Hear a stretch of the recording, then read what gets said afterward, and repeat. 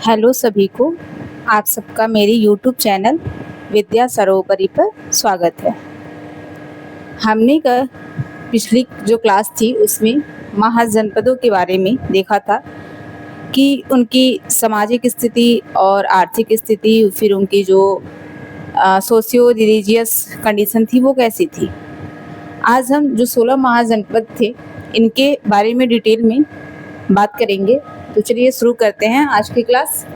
तो जो पहला महाजनपद है जिसके बारे में हमें पढ़ना है वो है काशी महाजनपद। इसकी जो राजधानी थी वो वाराणसी हुआ करती थी। इसका नाम कैसे पड़ा था वाराणसी का? तो दो नदी बहती थी, वरुणा और अस्सी। ये दोनों क्या थी? ये नदियां थी। ये इन्हीं दो नदियों के बीच में वाराणसी स्थित था, तो इसलिए इसका नाम वाराणसी पड़ा। जो काशी महाजनपद है ये प्राचीन नगरों में से एक है। इसकी गिनती प्राचीन नगरों में होती है।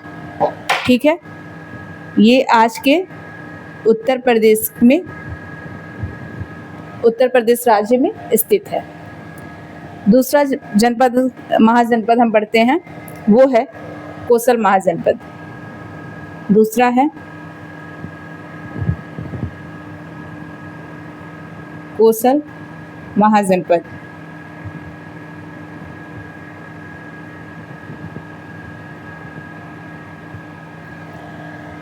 इसकी पहले हम राजधानी देख लेते हैं।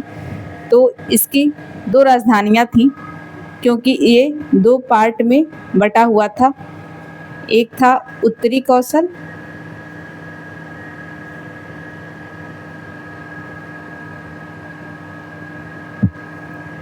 दूसरा था दक्षिणी कौशल।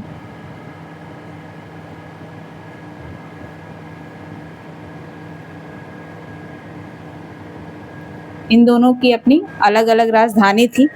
तो राजधानी देख लेते हैं। इसकी राजधानी थी श्रावस्ती,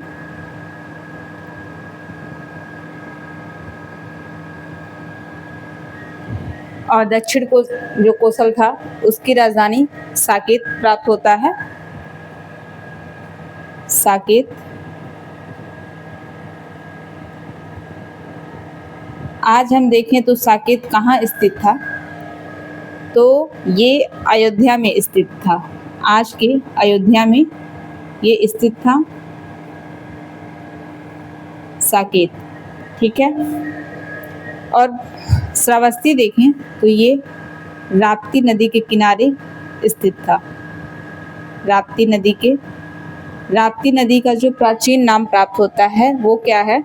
वो है अर्चावती है। इसका वो जो प्राचीन नाम है, इसे हम लिख लेते हैं। इसका प्राचीन नाम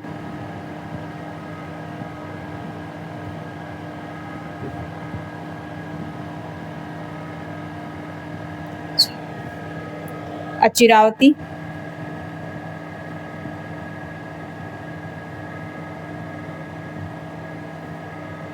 ये प्राप्त होता है। अब हम आगे देखते हैं कि बुद्ध के समय में यहाँ का जो राजा था वो कौन था।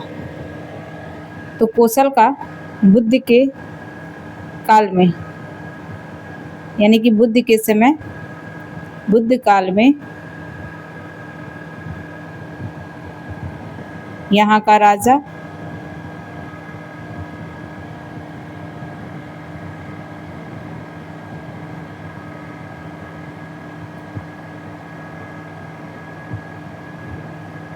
प्रसेनजीत था। ठीक है, यहाँ का राजा कौन था? प्रसेनजीत। हम देखते हैं कि ये जो कोसल महाजनपद था ये कैसे मगध महाजनपद में मिल जाता है। तो हम देखते हैं ये प्रसेनजीत जो था इसका एक मंत्री था जिसका नाम था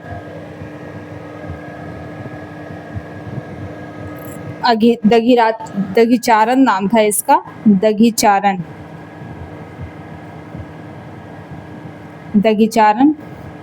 और इसके पुत्र का नाम था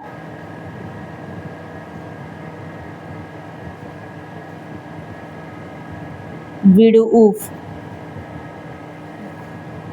क्या नाम था? विडुऊफ नाम था इसके पुत्र का। तो होता क्या है कि जो प्रसेनजीत था, ये कपिलवस्तु के जो शाक्य थे, यानी कि जो शाक्य गणराज्य था, वहाँ पे ये विवाह के लिए जाता है। लेकिन जो शाक्य होते हैं उनका क्या था कि वो सिर्फ अपने ही कुल में शादी ब्याह करते थे। तो वो प्रसेनजीत से अपनी किसी भी पुत्री की शादी को तैयार नहीं थे। तो उन जो शाक्य थे उन लोगों ने धोखे से एक दासी पुत्री को बिठाकर इसके साथ शादी कर दिया। तो उसी दासी जो पुत्री थी उसी से ये बेटा इसका होता है विडुऊफ। तो ये विडुऊफ क्या करता है कि जब प्रसेनजीत एक बार अपने राज्य में अनुपस्थित रहता है, तो उसी समय जो मंत्री दघिचारण है ये इसको उकसाता है और उकसाकर ये तख्ता पलट कर देते हैं और यहाँ का जो राजगद्दी पर बैठ जाता है अब विडुऊफ। जब प्रसेनजीत आता है तो उसको निकाल दिया जाता है राज्य से। फिर ये मगध में जाकर शरण लेता है, लेकिन वो वहाँ पे उसकी मृत्यु हो जाती है। अब जो इसका पुत्र है वो राजा बन चुका होता है कोसल का। तो ये अपने ननिहाल जाता है, कपिलवस्तु जाता है सैनिकों के साथ अपने। तो वहाँ पर इसको दासी पुत्र कह के संबोधन करते हैं सभी। तो उसे बहुत ज़्यादा क्रोध आता है और क्रोध आने के बाद वो क्या करता है कि जो कपिलवस्तु है, यानी कि जो शाक्यों का जो गणराज्य था, उस पर हमला बोल देता है और सब कुछ मतलब वहाँ से युद्ध करके जब वो वापस लौट रहा होता है, तो ये जो नदी है अचिरावती, उस समय बाद में इसका नाम राप्ती नदी पड़ता है, न्यू नेम इसका। तो वही अचिरावती में उस समय बाढ़ आई रहती है उस नदी में। तो जो विडुऊफ है और उसके जो सैनिक हैं वो सभी उसी नदी में बह जाते हैं। जिसके बाद से क्या होता है, कोसल महाजनपद जो था अब ये राजा विहीन हो चुका था, कोई यहाँ राजा राज नहीं कर रहा था। तो जो मगध था वो मगध जनपद वो क्या करता है, इस पर अधिकार कर लेता है और इस तरीके से जो कोसल महाजनपद था इसका अस्तित्व खत्म हो जाता है और अब वो मगध के अंदर सम्मिलित हो जाता है। तो आगे हम नेक्स्ट जनपद की बात करते हैं।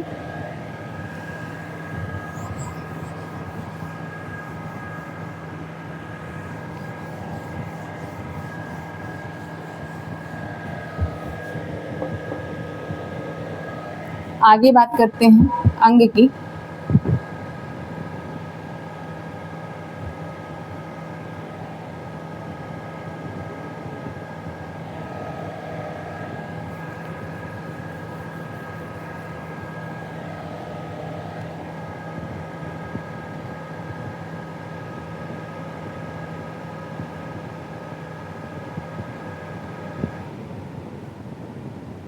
अंग महाजनपद की बात करते हैं। तो इसकी जो राजधानी मिलती है वो है, इसकी राजधानी चंपा रहती है। इसकी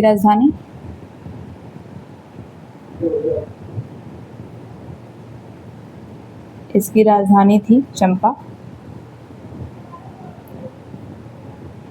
महाभारत और पुराणों में इसी चंपा का नाम एक और मिलता है, मालिनी। किससे मिलता है? पुराणों से। जो हमारे पुराण हैं उसमें चंपा का नाम मालिनी प्राप्त होता है। ये जो अंग है वो आज के समय देखें तो कहाँ था, ये जो भागलपुर और जो मुंगेर है जिला है बिहार का, वहाँ पे अंग प्रदेश स्थित होता था। लिख लेते हैं, भागलपुर और मुंगेर।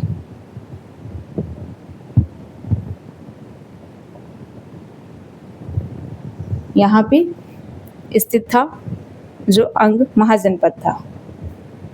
इस अंग को भी मगध में मिला लिया जाता है। कैसे, वो देखते हैं। तो जो मगध का राजा होता है उस समय, मगध का राजा बिंबिसार,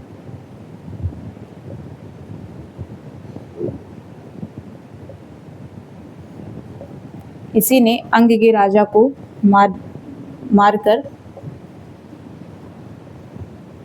अंग के राजा को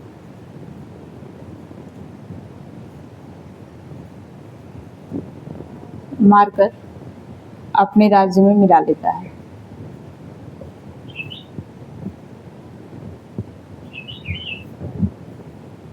अपने राज्य में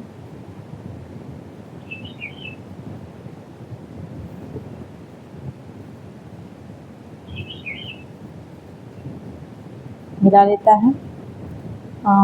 वेट अ मिनट।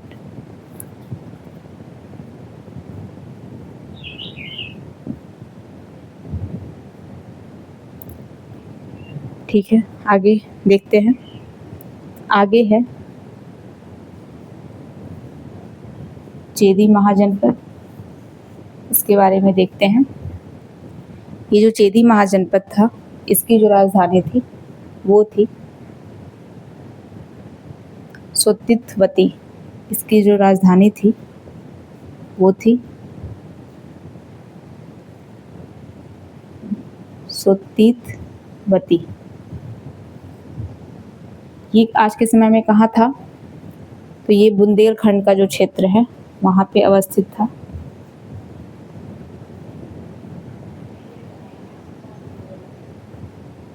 बुंदेलखंड में, बुंदेलखंड जो आज हमारा झांसी, ललितपुर, ये सब जो एरिया हैं यूपी के, यहाँ पर चेदी जो महाजनपद था स्थित हुआ करता था।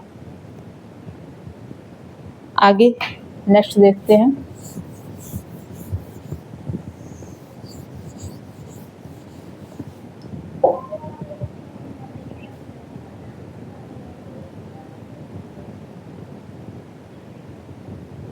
ये जो है वत्स महाजनपद, इसके बारे में देखते हैं। वत्स की राजधानी क्या थी? इसकी राजधानी थी कौशाम्बी।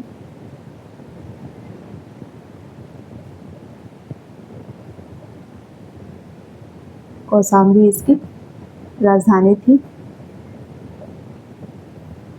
ठीक है, ये जो वत्स था ये कहाँ था आज के समय में? तो ये था प्रयागराज और चित्रकूट के क्षेत्र में। प्रयागराज है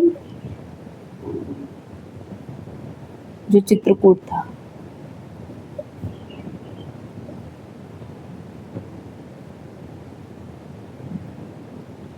और ये जो कौशाम्बी था ये यमुना नदी के किनारे अवस्थित था। यमुना नदी के किनारे ये स्थित था। अब देखते हैं इसमें कि बुद्ध के समय में यहाँ का शासक कौन था। तो बुद्ध के समय में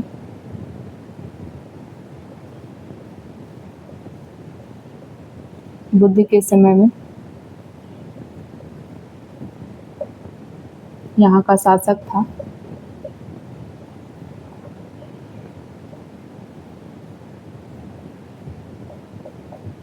उदयन। उदयन था। यहीं पर एक विहार था। कौन सा? विहार का नाम था घोषिताराम विहार। घोषिताराम विहार।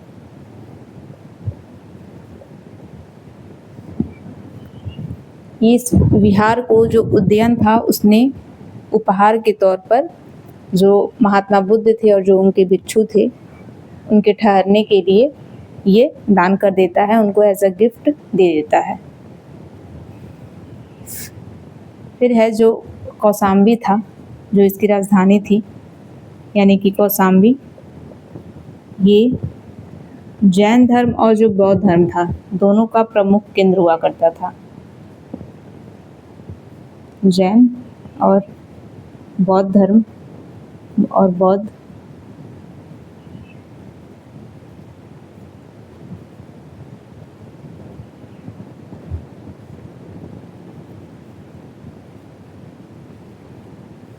दोनों धर्मों का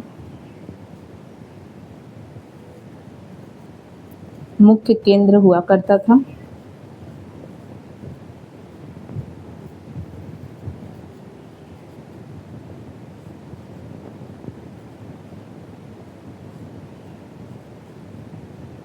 मुख्य केंद्र था। जो बौद्ध धर्म था, इसमें जो महात्मा बुद्ध थे, उनका जो 9वां वर्षाकाल था वो यहीं कौशाम्बी में ही बीता था। और जो जैन धर्म के एक तीर्थंकर थे 6वें नंबर के, उनका नाम था पद्म प्रभु, उनका जन्म यहीं कौशाम्बी में हुआ था। तो इसलिए ये स्थल जो था कौशाम्बी, ये मुख्य केंद्र बना हुआ था दोनों धर्मों का। दूसरा देखते हैं कुरु महाजनपद।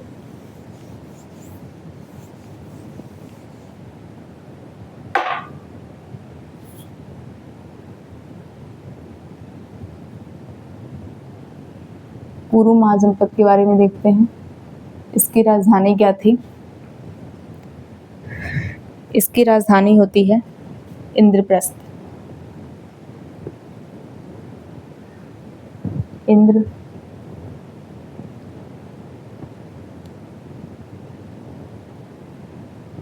इंद्रप्रस्थ इसकी राजधानी थी। और जो हस्तिनापुर नगर था वो भी इसी महाजनपद में था। हस्तिनापुर नगर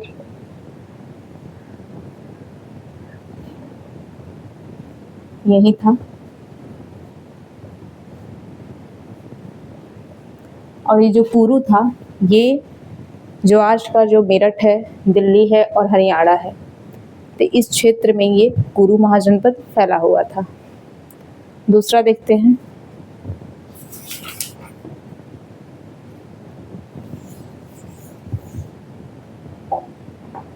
पांचाल।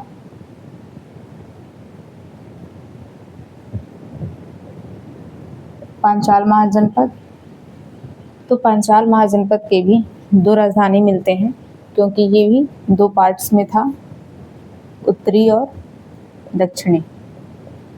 एक नॉर्थ में और एक साउथ पंचाल था।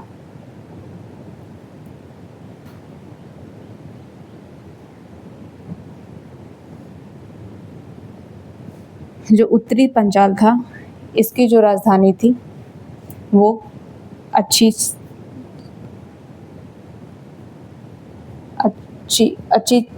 अहिछत्र थी।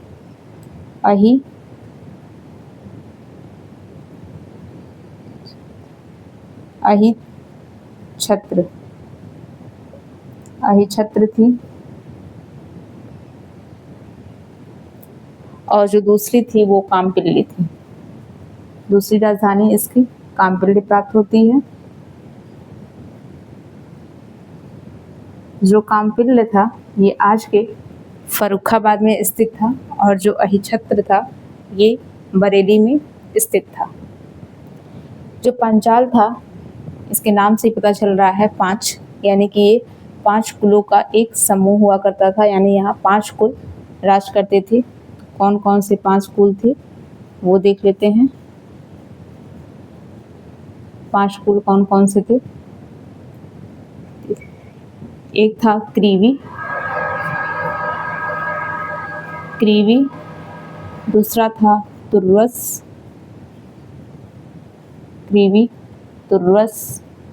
श्री न्याय।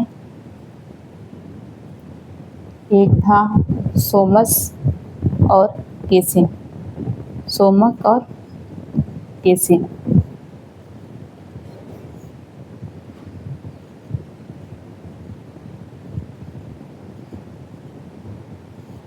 एक था केसिन। ये 5 कुल थे जिनसे ये मिलकर पांचाल महाजनपद बनता है। आगे हम एक और देख लेते हैं इसी पर, मत्स्य महाजनपद। इसकी जो राजधानी थी वो प्राप्त होती है एक विराटनगर। इसकी जो राजधानी थी विराटनगर। और इस महाजनपद को ये बसाया भी कौन था, यानी इसका जो संस्थापक था वो भी ऐसा माना जाता है कि एक विराट नामक राजा था, उसी ने इसकी स्थापना की थी। और ये जो मत्स्य था वो आज के समय में कहाँ था? तो ये जो मत्स्य है ये राजस्थान में मिलता है। राजस्थान के जो अलवर जिला है, जयपुर है, जयपुर है, भरतपुर है, जयपुर और भरतपुर। ये जो मत्स्य था ये राजस्थान में स्थित था, और जो पंचाल था ये ने बताया कि ये जो अक्षत्र था ये बरेली में था और ये फर्रुखाबाद में था। काम्पिल्य जो था फर्रुखाबाद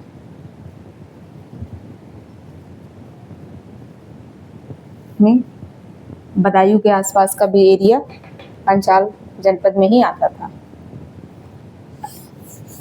दूसरा देखते हैं।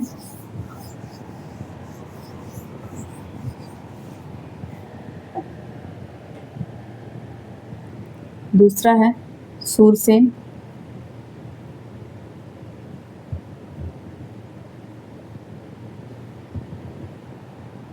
दूसरा है सूरसेन। सूरसेन की जो राजधानी थी ये मथुरा थी। ये फैला भी कहाँ था, तो मथुरा के ही आसपास के क्षेत्र में ये स्थित था। मथुरा इसकी राजधानी थी।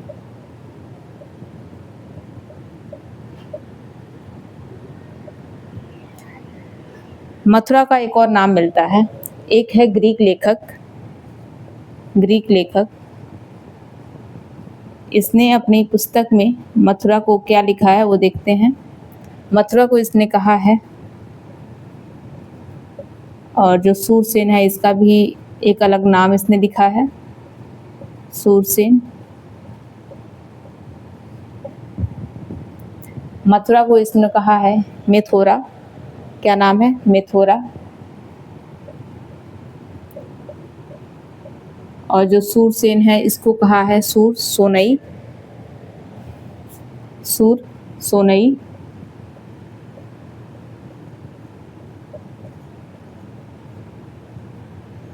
सूरसोनई कहा है। किसने? एक ग्रीक लेखक है, इसने कहा है। महात्मा बुद्ध के एक शिष्य थे जिनका नाम था कच्छायन, या एक और नाम था उनका महाकच्छप। इन्हीं के काल में यहाँ का जो सूरसेन का जो राजा हुआ था वो था कौन? उसका नाम था अवंतीपुत्र, जो अवंती के ही राजा की बेटी का एक बेटा था अवंतीपुत्र, वो यहाँ का राजा था। आगे देखते हैं अस्मक के बारे में। अस्मक, ये जो अस्मक महाजनपद थी इसकी राजधानी थी पोटिल। एक राजधानी पोटिल भी मिलती है और एक राजधानी इसकी पोतन भी मिलती है। क्या है? पोतन। पोतन या पोटिल। जो अस्मक है ये गोदावरी नदी के किनारे बसा था। गोदावरी नदी के किनारे बसा था। कहाँ पे? आंध्र प्रदेश में। ये आज किस समय में देखें तो ये कहाँ था? आंध्र प्रदेश में था, में ये स्थित था। जो अस्मक महाजनपद है ये एकमात्र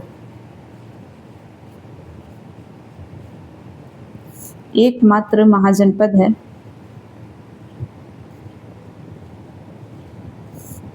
जो दक्षिण भारत में स्थित था। दक्षिण भारत में स्थित था।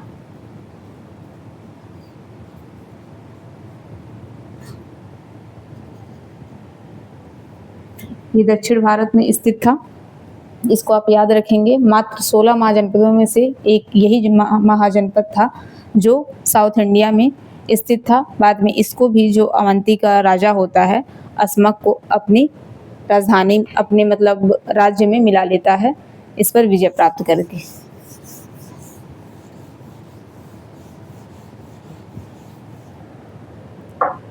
दूसरा देखते हैं अवंती के बारे में।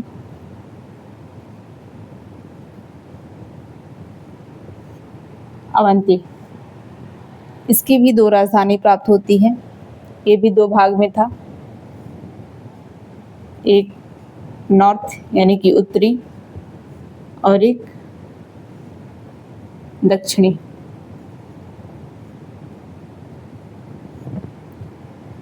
जो उत्तरी की राजधानी थी वो थी उज्जैनी।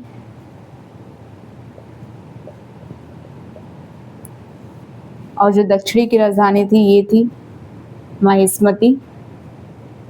महेश्मती 2 राजधानी प्राप्त होती है। जो अवंती था वो आज के समय में कहाँ था, तो ये मध्य प्रदेश के मालवा क्षेत्र में स्थित था अवंती। और यहाँ पे देखें तो बुद्ध के समय में यहाँ का एक राजा था। बुद्ध के समय में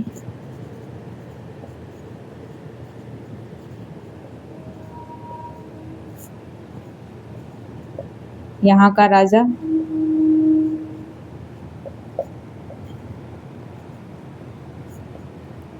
चंड प्रद्योत था।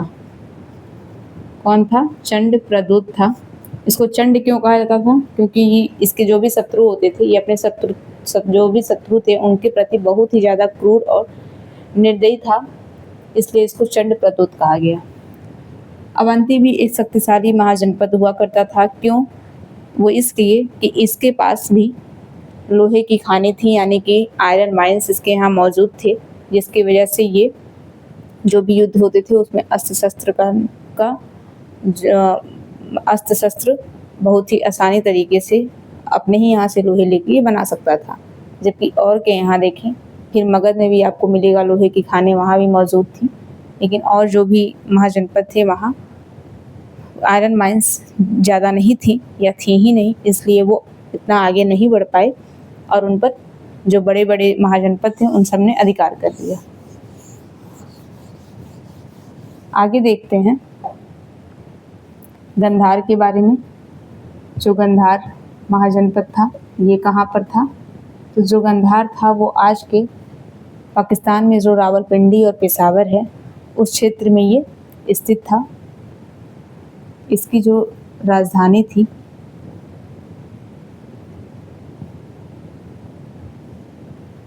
इसकी राजधानी हुआ करती थी गंधार की तक्षशिला।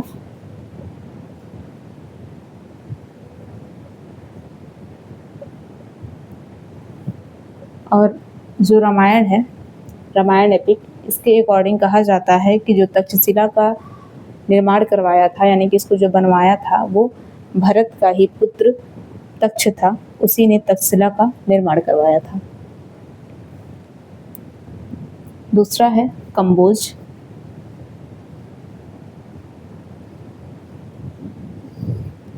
इसकी जो राजधानी है वो है हारट। इसकी राजधानी है हारट प्राप्त होती है हाटक, और एक हाटक या फिर एक और प्राप्त होता है राजपुर।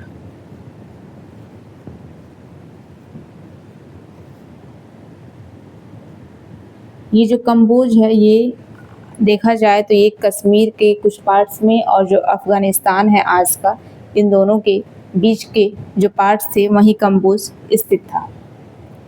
दूसरा देखते हैं वज्जी संघ।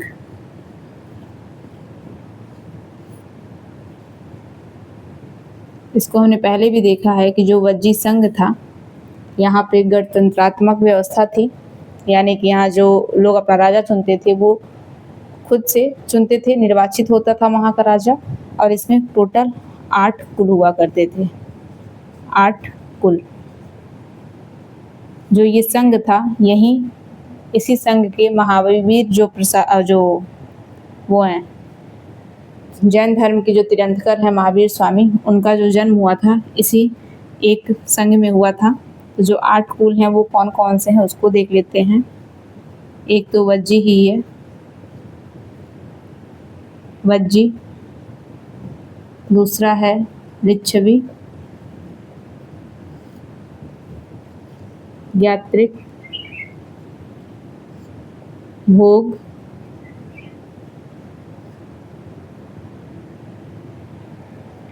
और कौन कौन से हैं उग्र,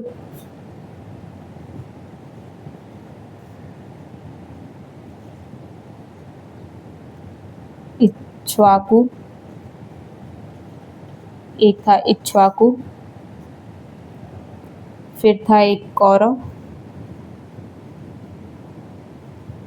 कितने हो गए? 7 हो गए। एक कौन था? विदेह था। एक था विदेह। तो लिच्छवी में किसका राज था? लिच्छवी में यानी कि जो वैशाली के लिच्छवी कहलाते थे ये, और जो विदेह थे ये कहलाते थे मिथिला के। जो विदेह थे ये कहाँ पे राज करते थे? मिथिला में। मिथिला के विदेह कहलाते थे, वैशाली के लिच्छवी कहलाते थे, और जो ज्ञात्रिक थे ये कुंडग्राम के कहलाते थे। और महावीर स्वामी का जो जन्म था इसी गढ़राज्य में हुआ था। नेक्स्ट देखते हैं मल्ल महाजनपद। मल्ल महाजनपद भी कैसा यहाँ शासन था? मल्ल महाजनपद में तो यहाँ भी गणतंत्रात्मक ही था। इसकी 2 राजधानी मिलती है, एक कुशीनारा। ये जो मल्ल महाजनपद है ये आज के कुशीनगर और देवरिया जिले में स्थित था। एक मिलता है पावा।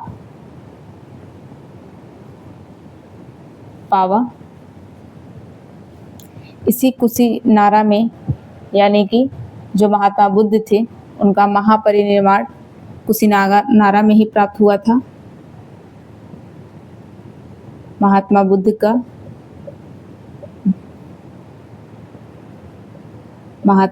को महापरिनिर्वाण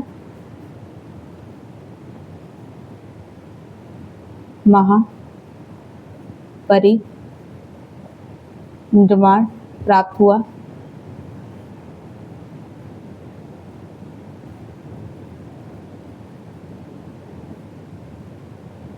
महापरिनिर्वाण मतलब कि इन्होंने अपने शरीर का त्याग किया था कुशीनगर में ही आकर। फिर है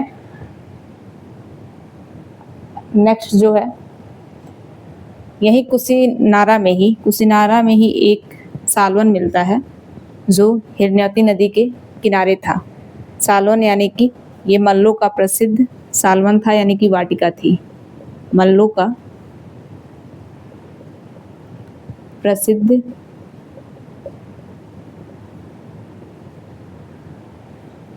सालवन या जिसे वाटिका कहते हैं, यानी एक तरह का बगीचा। सालवन या वाटिका ये किसके किनारे था? तो ये था हिरण्यवती नदी के किनारे। हिरण्यवती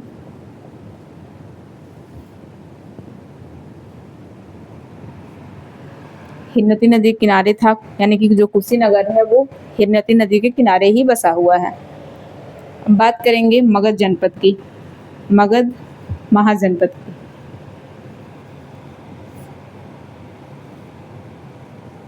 मगध, इसकी राजधानी भी 2 प्राप्त होती है, एक राजगृह और एक इसी को गिरिब्रज भी कहा गया।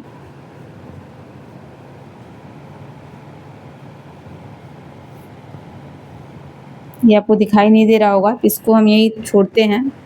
इतना जान लीजिए कि जो महाजनपद था इसकी राजधानी राजगृह और गिरिब्रज थी। और हमें नेक्स्ट क्लास में, और सब तो ख़त्म हो जाते हैं एक टाइम पर, लेकिन जो मगध साम्राज्य था ये बना रहता है, एक यही महाजनपद लास्ट तक, इसलिए इसी के बारे में हमें डिटेल में पढ़ना है। तो नेक्स्ट क्लास में हम मगध के बारे में पढ़ेंगे, तो उसके बारे में जो भी आज बच जा रहा है इसको हम कल कवर कर लेंगे। तो यहीं तक छोड़ देते हैं इसको। और आपको मेरी वीडियो अच्छी लगी हो तो प्लीज़ वीडियो को लाइक कर दीजिएगा और चैनल को सब्सक्राइब कर दीजिएगा। धन्यवाद।